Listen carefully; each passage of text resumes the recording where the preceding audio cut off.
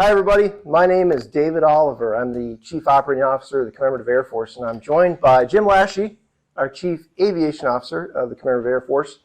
I want to welcome you to our CAF view file for July of 2024.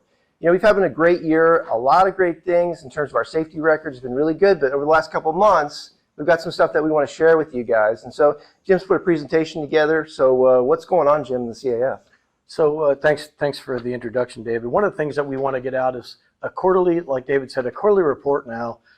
We have had some trending items the past couple of months that are concerning, and we want to get the word out. And once again, this is informative to all the CF pilots out there flying. This is not punitive. So I sanitize, there's no pilots' names mentioned or anything like that, but we want everybody to get the benefit of some of the things that have been happening out there. Now, I'll tell you, the trending items, some of them I think are easily fixable. I think we can work through this. A lot of this action is going to take place at the unit level. A couple of things I wanted to mention, and you know this better than anybody, David, is the last year, 2023, was an amazing year in the CAF. I mean, we flew almost 8,000 hours accident and incident free, which is a record. And I've been here for 9 years. I've never seen that. So that's all thanks to you and the hard work that you've done. You see me talk about this at the beginning of our ground school kickoff videos as well. However, one of the things I want to mention is that this past couple months, particularly May and June of 2024, we had a few incidents and accidents. And some of these things I want to brief you on just so you're aware of them. Some of them are going to involve insurance claims, and we all know where that goes. A couple I want to talk about are your garden variety ground loops. You know, so far in 2024, flown almost 4,000 hours. So once again, halfway through the season, we're on track for another record year. You know, when you have a big operation like that, you're going to have stuff happen. We understand that. Minor ground loops are one of the things that used to be a problem with the Stearmans in the CF. I'd have to say it's been probably a few years since we've had that. We did have one minor ground loop with the Stearman on landing.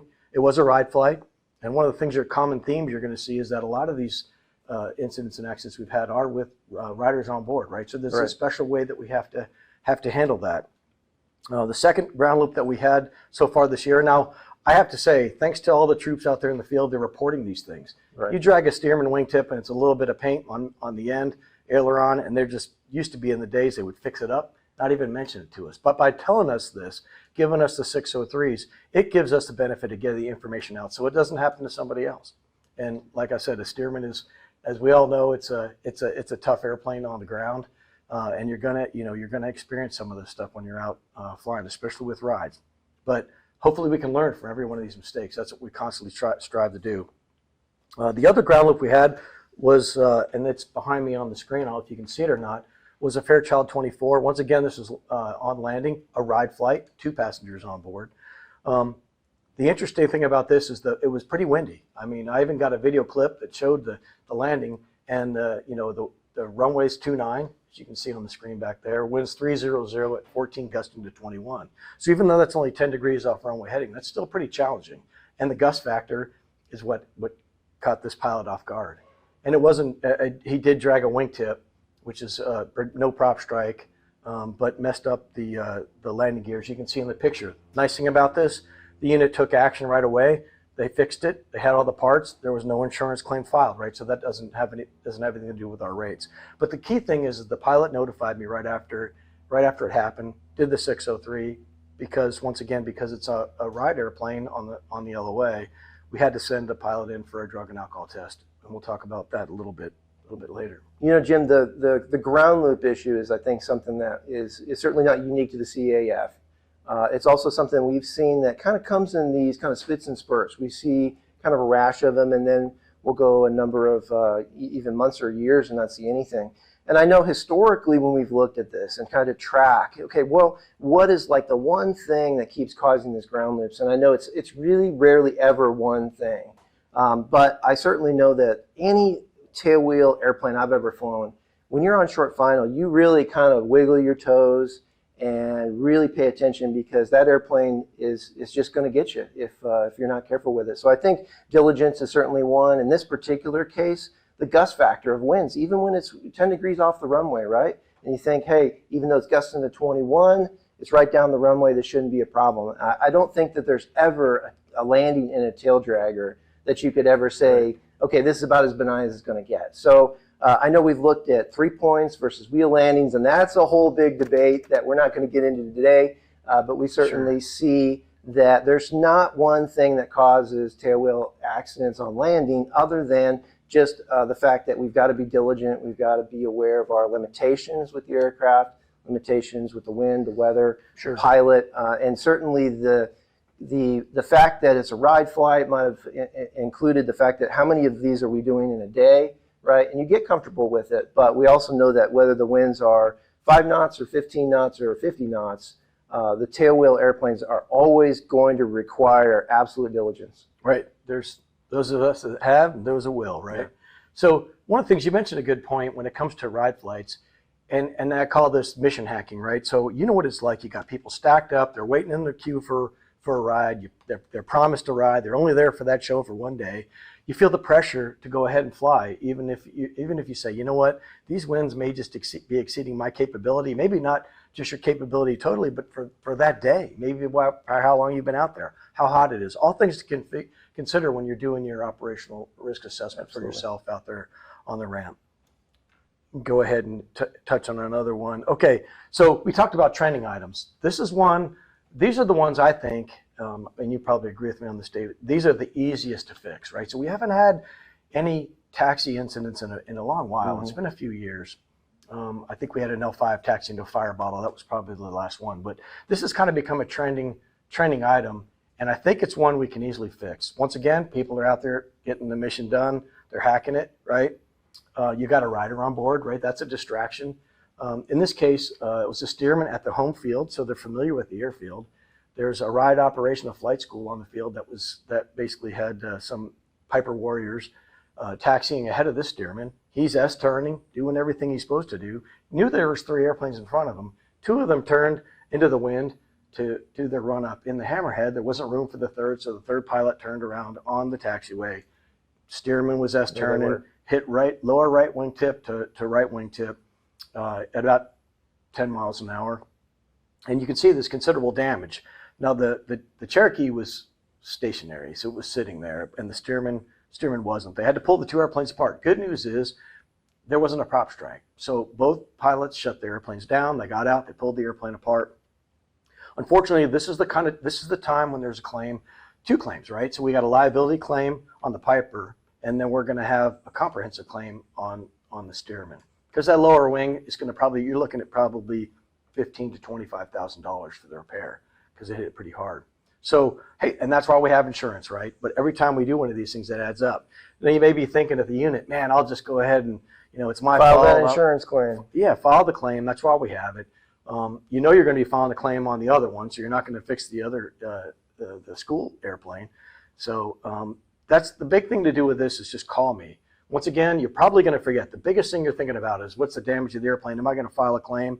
What happened, first of all? But remember, call me because I'm the one that's going to say, don't forget, that was a ride flight. You're on the drug and alcohol program. Go get drug tested. We have to do this because at the end of the year, we get audited and we have to report those. But Jim, isn't it important to remember that when we file these insurance claims, we tend to think it's somebody else's money, but in actuality, these are claims against our organization. It does cost us. Exactly right. Yeah, and in the case of that Warrior, it's going to be. I'm told I'm working with the adjusters on all these claims, so they're ongoing. Probably 50,000, maybe a little higher than that. Yeah. Well, we certainly seen these rash as you go to the next one of taxi incidents because I know for me, I don't know what it is, but oftentimes as pilots, especially doing ride flights, if I'm honest with myself, I'm constantly in a hurry on the ground. I don't know why. But there's always this sense of, okay, get the next rider in the airplane, right? Get the engine started, get the marshalers over there to taxi you out, get the run-up done, get in the air, right? It's almost like getting in the air is like just it's the magical moment or something like that for the rider. Not realizing, and I think as I get older, realizing that the passenger's having a great time from the moment that they just even get to the airplane and climb in it. So that taxi, that run-up, you need to be diligent in all those things. And like you're saying, these are one of the easiest to fix because if it's too tight or you're in a situation that you're not sure what's in front of you, or we're just being diligent. The great part about being on the ground is you just stop, right? How many times have you seen where coming into the ramp, the marshalers aren't quite ready for you yet, or you can still tell that they're prepping chocks and making sure that everything's where it needs to be? And the reality is there's nothing wrong with just stopping and waiting for them to get all that straightened out and marshal you in. So I would encourage diligence on this, as on our part as pilots, is to make sure that we're just, wind your watch, as some people say, right? Wind your watch, take a moment, take a breath, realize that people are loving this experience, even the taxi out. And especially in big aircraft, taxi slow. I've heard it said by some of the, the great pilot mentors out there, some of the guys and gals that have the gray hair that have been around a long time, and say, look, it's actually harder to taxi an airplane slower than it is faster. So practice your taxi and really be a masterful, at how you, and by the way, I have to say this, vehicles really belong in the parking lot, not on the ramp. I know we've had in the past other incidents where we've taxied into vehicles, or we've taxied big airplanes over the top of vehicles. All of these things, everybody would agree, is really a bad idea. So really want to use some diligence on our ramp plans and how we do that. Our marshalers do a great job, fabulous job. But I would really stress diligence for ground safety, for sure. Plus, we all know there's a special place in heaven for steerman pilots, right? I mean, you're in the backseat of that airplane, you got a rider in the front, you can't see anything. And even S-turn, you're really having to work hard on clearing the turns while you're making them. It's a challenge. It's a tough airplane to land, and a tough airplane to taxi. Not just because you can't see. Yeah, and without, this wasn't really designed to be an in-depth training program necessarily, but even on the S-turns, oftentimes when you're going left, your natural tendency is to look the direction you're going. But when we're doing S-turns down a taxiway, when you're turning left, you're actually clearing right. So something to think about, you instructors out there, and you guys that are flying tail draggers, especially steermen, where you can't see out the front. The purpose of an S-turn is to clear an area that you're about to go. So generally speaking, you've got to have your head on a swivel, looking left and right. But if you go to the left, clear to the right. You go back to the right, clear to the left. Yeah, good point, David. Another one I wanted to mention, and this one, once again, no claim. So there's no real damage. Matter of fact, I would say probably 3 or 4 years ago, I wouldn't even get notified of this one. But that's thanks to you, because the pilots are out there to experience something, go, man, this happened to me.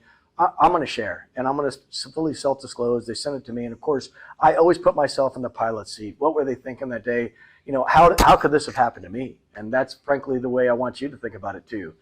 This pilot was taxiing in the Chino, Plains of Fame, and he was getting marshaled in, not by a CF marshaler, but by somebody, and he taxied over a pickup truck. Well, the marshaler knew the pickup truck was there. The pilot saw the pickup truck, and it wasn't until he went over it, hit the left aileron, and the yoke jinked, he realized he hit the top of the truck, right?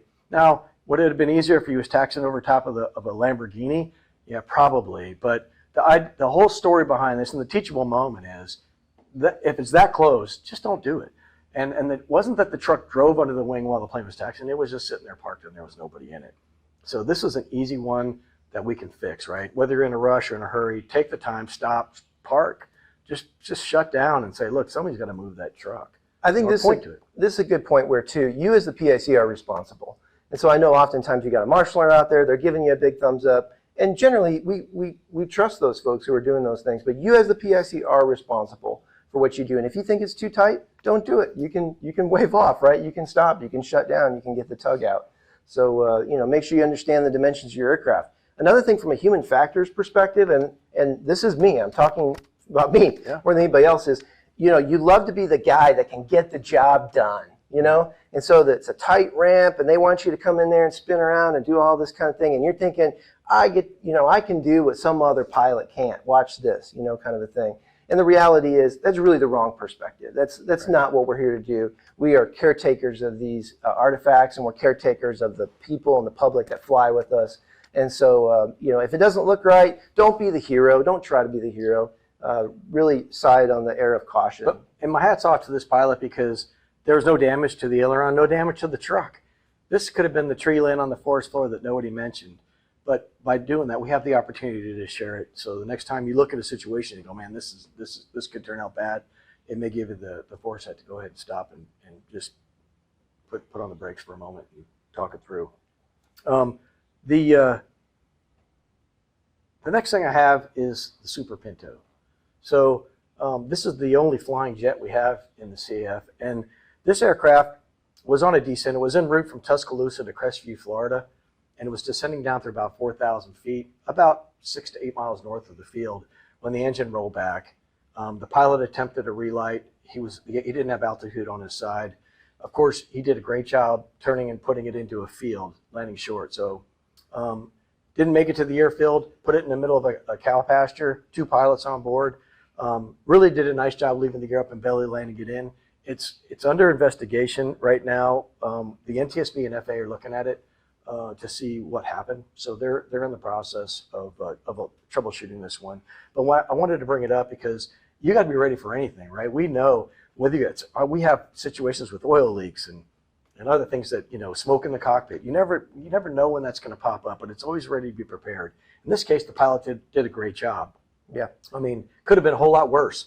And I mean, other than even avoided one of those cows that you see in the back of the picture there. But bad news is it's on the comprehensive policy, right? And we're looking at possibly the estimates we're getting is probably $400,000 to $500,000 to put this airplane back together again and in the air. So, Well, first and foremost, we're glad everybody's okay. Absolutely. Not a scratch. And I think it's a good reminder, too, that unless you are landing on a surface which is firm, a road or something like that, my personal opinion, just my opinion, is certainly to leave the gear up. And I think they did the right thing in this case. Yep. Most of the aircraft we fly, their retractable gear can slide in on their belly just fine, and the chances of survival are very high. So I'm glad both of our pilots are okay. Okay, this is another one of those teachable moments on the taxi incident, right? So we had a B-17. This is on a ride flight, once again, LHFE ride flight, taxiing back in with a plane load of folks, and the aircraft hit a bucket truck that was parked off the side. So on the parallel taxiway, taxiing back in, and the bucket truck was actually past, there was a fence line, but it was actually past the fence line, and the B-17 wingtip struck the bucket truck. This is another one of those Friday night calls that I get. And of course, the same thing, 603, get me a photograph of what you got. The teachable moment from this one here, and I'll show you a couple pictures. That's the wingtip.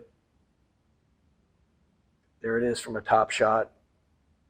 And then there's a picture of the bucket truck, and you can see how it's actually back past where the fence line would be. The fence didn't go through the fence, but it's extending past that. This was the 6th time this airplane taxied by that bucket truck, and they were aware of it. They hit it on the 6th time. 5 times they already taxied past it and just eked out enough to get past it. The 6th time was just short, right? So it's almost like what we consider, and I know this word's overused, but the normalization of deviance, right? We did it once, we taxied in, we taxied past it again, with 3, 4 times, 5 times. If 6th time wasn't the charm, once again, we're lucky this wasn't a claim. They grounded the airplane and basically had it down for a couple days to effect repairs. No insurance claim on this one. Obviously, it's on the aggregate hull anyway. But the unit did a good job fixing it up. But this is about CRM. This is about all the things you could do. And believe me, I know how hard it is to be in my situation, or easy it is to be in my situation, and pass judgment on everybody else. That's not what I'm trying to do. But what we need to think about is what could you do? What could have been done in the future? Maybe the company wasn't available to move that truck. Maybe they were. Maybe the airfield could have helped out. Maybe they could have deplaned somebody. I mean, there's a lot of what ifs, and I don't want to Monday morning quarterback it. But Right. If you're in a situation like this where it looks like it's going to be tight, just think it through and say, look, here's what we got to figure out a way around this. And if it's back taxiing on the runway, I mean, like I said, it's easy for me to come up with this because this was the last ride of the day, man. They were coming in, and one more pass past that bucket truck, and this would have been a non-event. Yeah, exactly. My advice here is embrace the inconveniences sometimes. And what I mean by that is this. The truck was clearly beyond where it should have been parked, and the airport had actually asked them to move that truck. But oftentimes, I know in other airports, we've operated the B-29, it doesn't fit on every taxiway.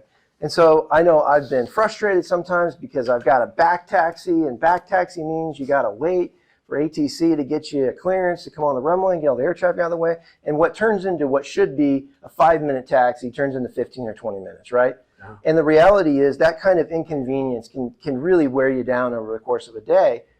In cases like this, the inconvenience of possibly calling the company and saying, hey, you got to come move your truck. We can't fly until you move it. So embrace those inconveniences sometimes because they may be what are keeping you from putting yourself in a situation where you're going to damage the aircraft. And in this case, I think it's a good example of, again, that normalization. It's a case of where probably from a pilot psychology, again, you can be the hero and I can put that tire right on the edge of the pavement, right? And I can sneak by. I can do it. I know I can do it. I did it 5 times. And guess what? The 6th time it got you. So, when you guys are out there in the field, I just encourage you to be really diligent about these little areas where you say, yeah, okay, it worked and I got through it.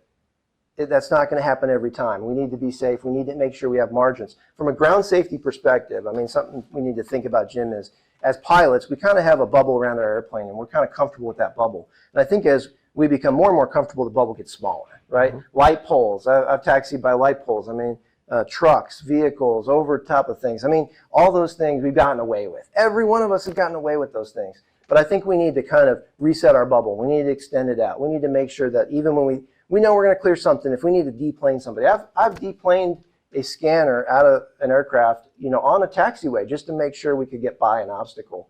And if you need to do that, do that. There's no shame in that. And we need to be more diligent about our ground safety. And, these types of things are very avoidable, completely avoidable, right? And I remember, I'm dating myself now, but I can remember back in the 1980s in the Air Force, we had a rash of taxiing into buildings and power carts and light poles and other airplanes.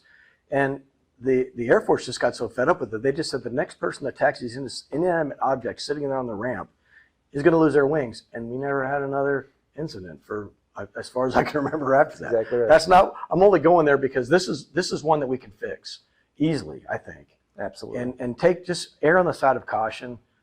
Give yourself the benefit of the doubt. And we've had airplanes taxiing to parking and overlap wingtips where they're sitting on top of each other. I mean, that's something we can stop. And the marshalers have a tough job out there. Believe me, they're watching the whole ramp. They're looking at a lot of things. But remember, at the end of the day, and you said it once already, it's not the marshaler's fault if something happens and you hit something with the airplane. That's right. Couple things. Do you add a couple things you wanted to add, or no? I was thinking about a couple things. We don't. One of the things I want to hammer home is once again the process, right? So if you hit something or you have any incident or accident, and if you're not even sure, it's just report it to me. Call me on the phone. If I'm not available, call one of my guys in operations and just leave word. You can leave a message. Go on, use your cell phone. Go on, do the 603 under CF pilot forms. It's easy to find, and it's easy to fill out before you have to send in a hard copy. It'll electronically send me a copy right away. I'll have the information. Take care of whatever you have to do on scene, right? That's most important for where you're at. Send me a photo too, because I'm going to get a lot of questions, right? People are going to want to know, oh my God, what happened? Or I heard this, or I heard that. The 603 and the photo kind of tamp everything down, and then people can act on that. Then I'll help you through the process, right? Do we have to send somebody for a drug and alcohol test? Maybe, maybe not. The unit will have a follow-up. The ops officer will have a follow-up FEB if required. Come up with recommendations. One, how are you going to fix it at the unit? It's not just I don't make the decision. You guys get a vote, right? It's your airplane that's maybe flying, or now maybe it's out of action. Decide what it's going to take. Is there further training required? Maybe, maybe not. Is any other action? You make that recommendation. Send that up to me, and then I'll run it by the stand eval committee, and I brief them on that. So you want to make sure that this is a unit action thing, and it gets overlooked a lot. People just send it to me, and they go, "Well, I'm just notifying you. Now we're done." But the unit has action to take and responsibility to try and fix it at the unit level. That's what we want.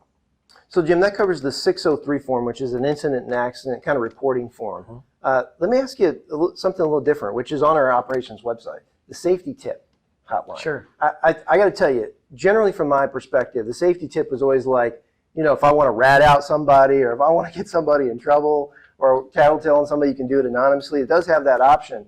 But we would really actually love to have more people out in the field giving us feedback on not only just what went wrong or to report a safety tip, but also maybe what's good.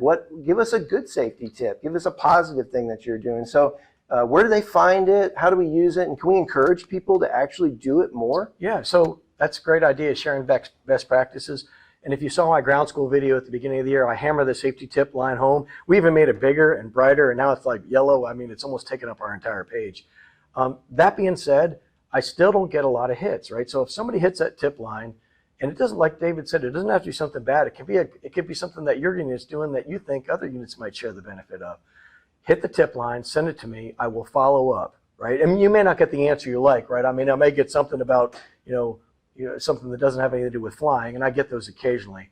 But what I will do is I keep a record of it and take care of the action. Back in the old days, I would get a phone call, I would fix the problem, and then we were done. Well, we don't have a tracking record of how many times the tip line was answered. It's part of our SMS program, right? So in order to figure out how the program's working, we need to get that feedback loop completed. And that's the only way we know how to do it. Sometimes people call me and they'll say, hey, I want to report something. And I go, well, you mind submitting a tip line with that? And they go, oh, okay, which is fine. I mean, they can do it after the fact. You can always verbally call me.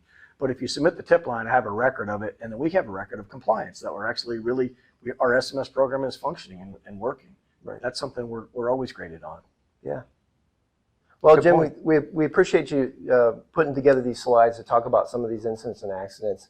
I think what you're hearing from us is a commitment to do even a better job at making sure that we disseminate this information out to the field and facilitate the conversation. I mean, that's our first and foremost goal, was just to share some of these things with you and start a dialogue. You could see that Jim and I were intending to really just share some of our conversations that have been happening here, but also to just really make sure that information is flowing out to the field and you guys are having your own conversations at the unit level to talk about safety. At the end of the day, look, there's lots of great ideas on how we can be safe, but if safety is not a forefront of your mind, top of awareness, I guess you could call it, where you wake up every day that you're going to fly an airplane and you think, you know what, today, let's go the extra mile to really think this through, what we're going to do and how we're going to do it. How about briefs and debriefs? Making sure that those are solid, making sure that we've got a plan on what's going to happen. Resetting our mind and expectations to realize we're fallible, okay? I can make mistakes, right? Cool. I'm definitely scared of leaving my gear up, right, and landing. I need to be thinking about that on every landing, every time I fly. Just to be a top-of-mind awareness, to think about these safety issues, to learn from some of the incidents and accidents on things we can do better, and to have those discussions at your local unit. So that's what we really stress, is this conversation has got to happen every day, every hour, every minute. There's never, I wish that we could brief one thing, Jim, like one thing. We just said, if you do this, you're guaranteed never to have an accident. And unfortunately, it doesn't exist, other than the one thing being that it's constantly on your mind on figuring out how to operate an aircraft safely. We all have family, we all have loved ones, we owe it to them. This is a dangerous business, right? Warbirds and the accident rate within warbirds is something we're constantly watching, constantly vigilant of.